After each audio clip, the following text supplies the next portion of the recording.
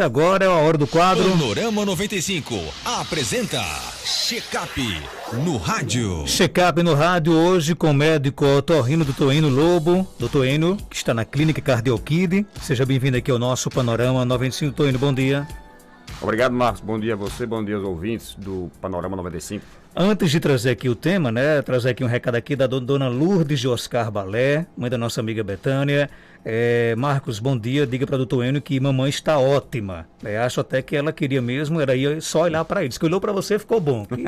Que mistério é isso, doutor Enio? Essa aí é a famosa síndrome do jaleco branco. A pessoa às vezes chega ansiosa diante do médico. Quando recebe uma boa notícia que não tem nada de mais comprometedor na sua saúde, já sai mais relaxada e se sentindo melhor de imediato. Acontece às vezes. Que bom que a dona Lourdes está bem, Graças a Deus, Doutor, o nosso tema de hoje é corpos estranhos em nariz, ouvido e garganta. E aí? O campo de atuação do otorrino é um campo muito rico para a ocorrência desses eventos. Os buraquinhos de nariz e o ouvido, principalmente, são um atrativo, parece que irresistível para algumas crianças. Então a gente se depara muitas vezes com a presença de corpos estranhos nessas áreas. Ouvido e nariz, principalmente crianças, pela curiosidade de como seria colocar algo dentro do ouvido, ela termina às vezes fazendo esse tipo de arte e trazendo preocupação muitas vezes aos pais e trabalho aos médicos assistentes, ao otorrino principalmente. Já os corpos estranhos de garganta são mais comuns no adulto mesmo. Principalmente a gente se depara com espinhas de peixe, ossos de frango, de galinha e alguns outros que são menos comuns. Agora, por exemplo, o que é que pode ser corpo? Você falou corpos estranhos. Então são várias situações. O que é considerado um corpo estranho? Tudo que não faz parte da anatomia normal daquela região. Então, vamos citar, por exemplo, ouvido e nariz. A criança está brincando com uma massinha, ou está brincando com uma contazinha de brinquedo, alguma contazinha de bijuteria, por exemplo. Sim. Ou está brincando com isopor, ou com algodão, papel. De tudo eu já vi dentro de ouvido e nariz. Sementes de feijão, aquela sementezinha vermelha de acácia Brasil que tem, aqui hoje tem menos na região, mas tinha bastante antigamente. Semente de todo tipo de material que você pensar, milho. Então, tudo isso faz parte do lúdico da criança de brincar e termina colocando onde não deveria. Nariz e garganta são as principais áreas de atuação deles. Para você ter ideia, eu já tirei um parafuso com mais de 2 centímetros de dentro do nariz de uma criancinha de 2 anos. Você me pergunta como ela conseguiu botar um parafuso desse dentro do nariz, a gente não tem como lhe responder, porque realmente é de admirar. E ela botou pela ponta, a ponta foi para dentro. Então, essa criança, por exemplo, a gente geralmente nunca precisa para nariz sedar uma criança para poder tirar. Essa, como era um parafuso, a gente precisou fazer uma sedação, anestesiar para poder tirar. Ouvido, às vezes, dá mais trabalho para remover. Por quê? Porque o canal do ouvido é mais estreito. E, às vezes, o tamanho do objeto inserido é exatamente o tamanho que tem para a área que tem para ser ocupada. Então, não sobra espaço para você atuar. Então, quando é um objeto grande para o canal do ouvido, muitas vezes também é preciso sedar. Mas, na maioria das vezes, a gente consegue resolver tudo isso em consultório mesmo. Tanto o corpo estranho de ouvido como o de nariz. Mas, quando é um caso mais esdrúxulo, mais diferente, às vezes termina precisando sedar.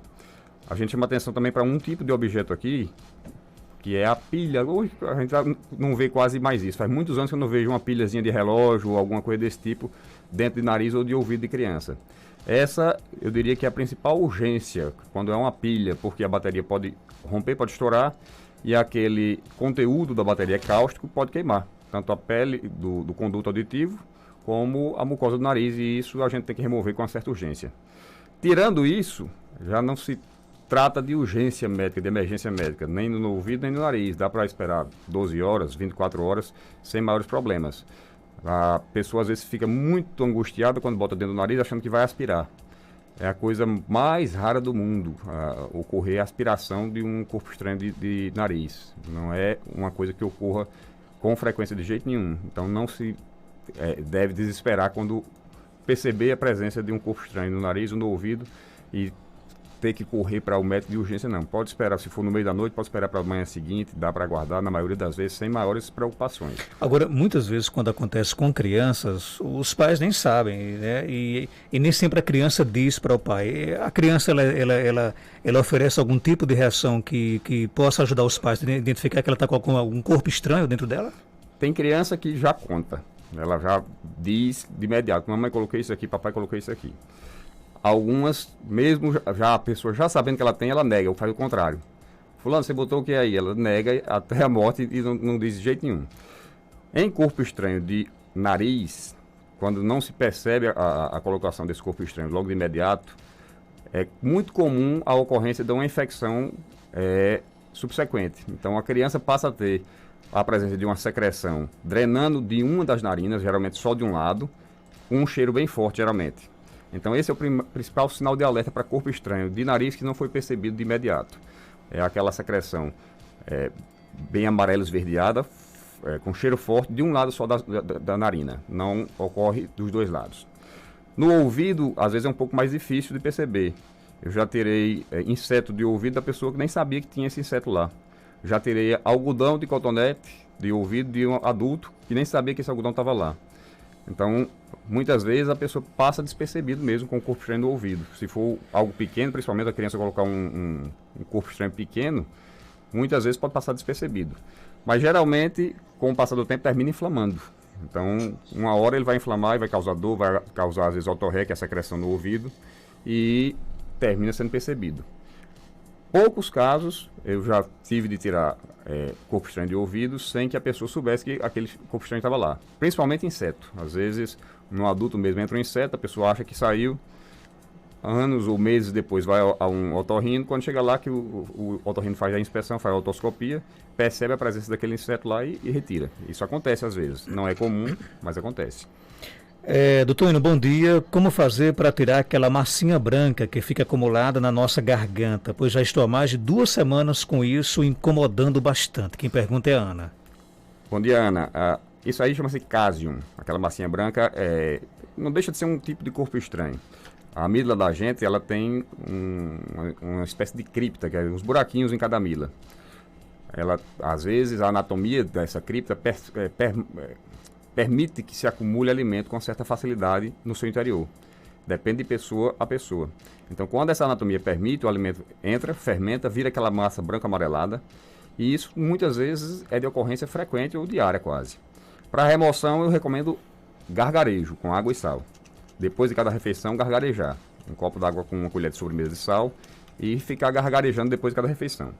Às vezes, isso consegue expulsar, outras vezes não. Às vezes só com remoção mecânica mesmo.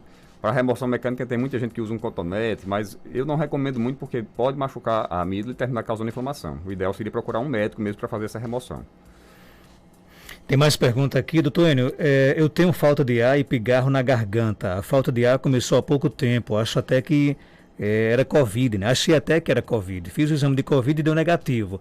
O que pode ser isso? Tem tratamento? Quem pergunta é o Leandro. Tem tratamento sim.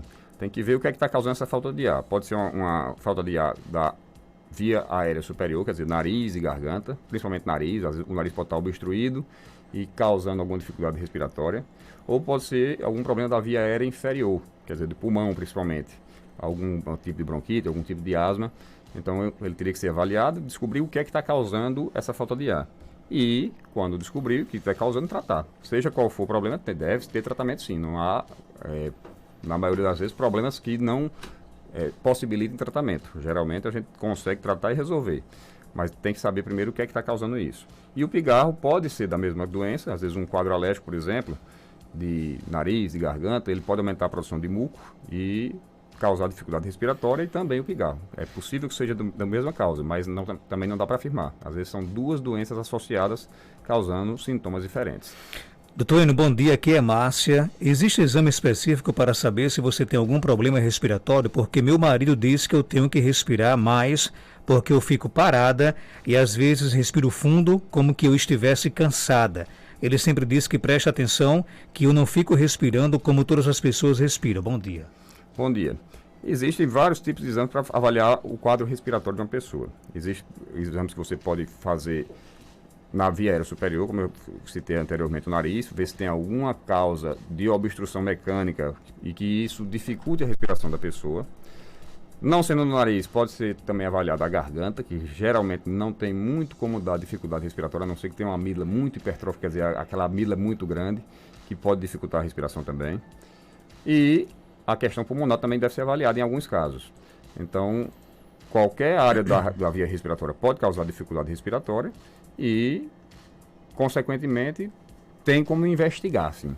Agora, no caso dela, só esse fato aí, a gente tem que analisar melhor esse caso, porque saber se ela sente dificuldade respiratória. Às vezes a pessoa está dispersa, de repente dá aquelas suspiradas, porque está pensando na morte da bezerra, vamos dizer como o ditado popular.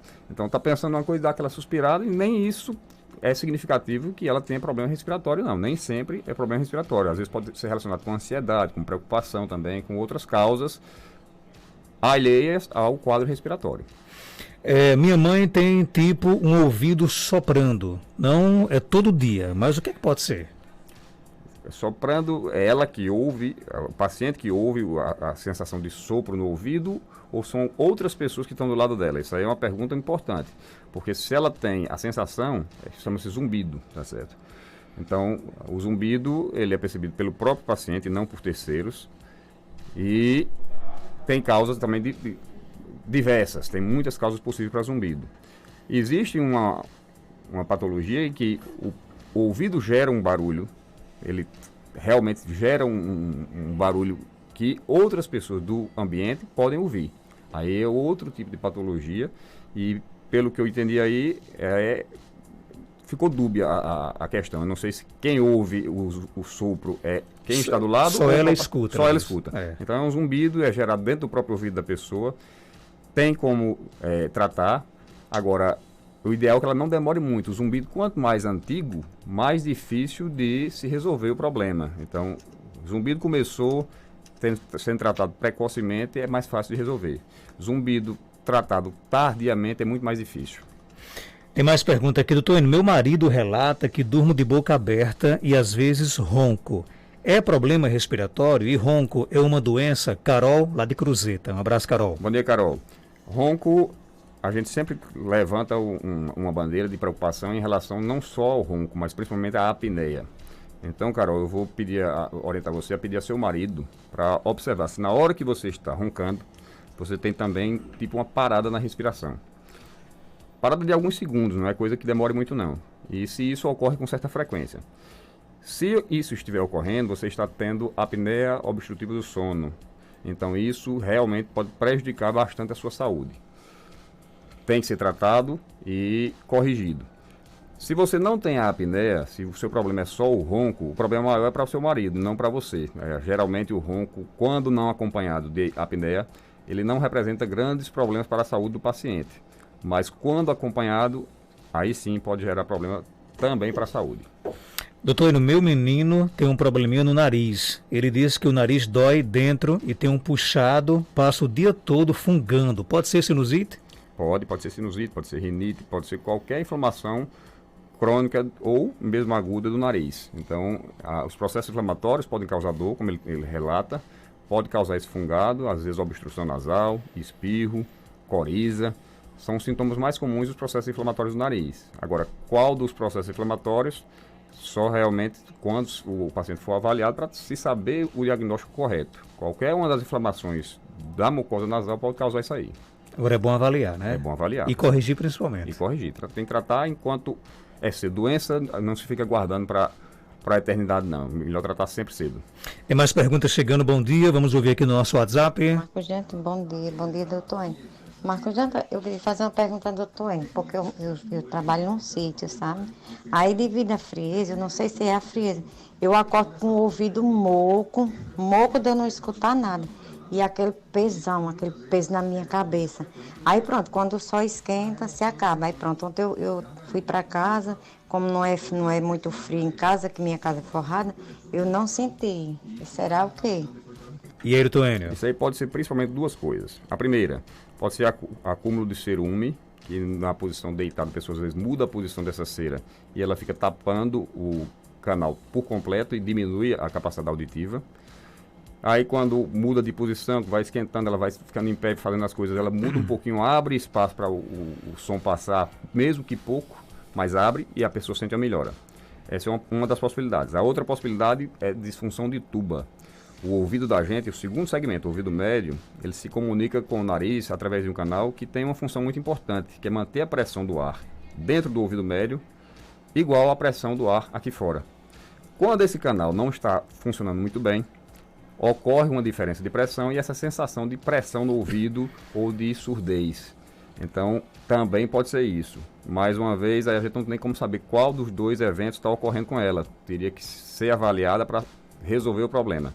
Se for um problema do ouvido externo, quer dizer, o cerume, a cera, é mais fácil. Lavou, está resolvido o problema. Se for o problema da disfunção de tuba, aí o tratamento já é diferente. É com medicamentos e demora um pouquinho mais para fazer efeito, mas resolve de qualquer forma. Paciente tem Alzheimer, toma medicação para controle de esquizofrenia e memória. À noite tem dificuldades respiratórias. Será da medicação quetiapina? Não acredito. A quetiapina ela não dá dificuldade respiratória, não. O que acontece é que, às vezes, o paciente idoso ele já tem uma debilidade muscular importante. Então, a parte da respiração, ela envolve muitos músculos. Os músculos intercostais, que são esses músculos que ficam entre as costelas, o diafragma, a própria musculatura da garganta tem participação também no sistema respiratório. Então, normalmente essa debilidade muscular, ela causa uma diminuição realmente na capacidade respiratória do indivíduo, de qualquer paciente que vai ficando mais idoso.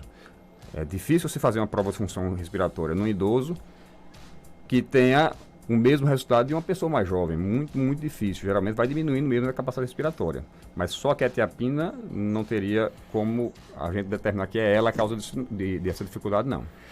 Doutor Enio, já foi informada por um profissional que água de coco causa tontura, né, para quem tem labirintite. Agora eu pergunto, a polpa do coco causa tontura também? Menos, bem menos. Mas o coco causa tontura? A água de coco, sim. Para quem tem alguns problemas de labirintopatia, a água do coco, a melancia, a banana, essas frutas, elas podem realmente agravar a tontura, os sintomas de tontura do paciente.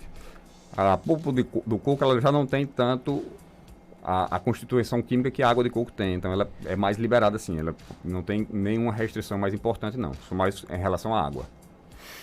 Tem mais pergunta aqui chegando, vamos ouvir, bom dia. Bom dia, doutor, aqui é a Rui da Barra Cachoeira. Doutor, eu fiz um remédio caseiro aqui, Eva Barbosa, queria saber o senhor que a enfermeira me ensinou para eu fazer o chá para eu tomar, se é bom para sinusite. Nosso ouvinte aí vive com o nariz obstruído, né? O nariz dele, a voz dele não está muito boa, não. Bom dia, Rui. É o seguinte, medicamento do mato, como se diz, essas medicações do mato, a gente não tem comprovação científica que seja eficiente ou que não seja. Eu não costumo recomendar para meus pacientes porque o que acontece? Quando você vai fazer um remédio do mato, você vai fazer a dose pelo que ouviu falar. Fulano me disse isso, mas já vai a Beltrano que diz que é outra dose. O tempo de tratamento, cada um diz uma coisa, então não se tem uma padronização. Então não se pode dizer que é eficiente, qual a dose segura, qual a dose eficiente e por quanto tempo deve ser usado. Então geralmente eu digo, olha, eu não recomendo que se use, se quiser usar, fica a seu critério, mas eficiência mesmo não há como comprovar, segurança não há como comprovar. Existe remédio do mato, inclusive, que se torna perigoso. Por exemplo, a cabacinha. Muita gente faz chá de cabacinha ou faz a inalação. Eu já vi paciente quase morrer sangrando por causa de cabacinha. Teve uma hemorragia importantíssima, só não morreu porque foi atendido e controlado por médico competente.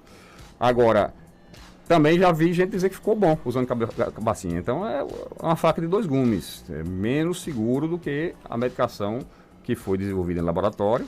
Foi pesquisado o nível de segurança, foi pesquisado o nível de eficácia e dose correta. Então, em termos de segurança, de eficácia, eu acho que o medicamento produzido em farmácia, em laboratório, é muito mais seguro. Tem mais pergunta? Bom dia, doutor. Eu gostaria de saber, assim, meu namorado, ele sente um apito dentro do ouvido dele e ele disse que não expulsa cera. Ele deve procurar o médico ou o que ele deve fazer? E ele, Toênio? Bom dia, sim. Esse aí é também um sintoma de zumbido. Zumbido, como eu disse há pouco tempo atrás, tem causas muito variáveis. Por exemplo, ela disse que ele não expulsa cera. Pode ser acúmulo de cera? Pode. Às vezes o acúmulo de cera começa a ocluir o canal do ouvido e essa oclusão pode causar diminuição da audição e zumbido. Mas também pode ser algum problema do ouvido médio ou, mais comumente ainda, do ouvido interno. Então são 3 segmentos do ouvido, todos os 3 podem gerar zumbido. E são problemas totalmente diferentes e, consequentemente, com tratamentos também diversos. Então não dá para dizer o que ele tem.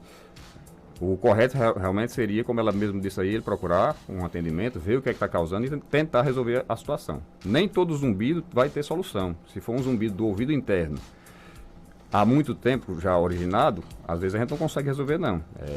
Quanto mais tardio for o tratamento, menor a chance de resolução completa de zumbido. Dr. Eno Lobo, médico otorrino, está na Clínica Cardiokid, na Rua Augusto Monteiro, 1248, aqui no centro de Caicó. Telefones 3417-1016, 99667-7510 e o WhatsApp 98154-4453. Dr. Eno Lobo, obrigado pela sua participação aqui no nosso programa. Eu que agradeço, Marco. Um bom dia a todos e até quarta-feira, se Deus quiser. 8h25.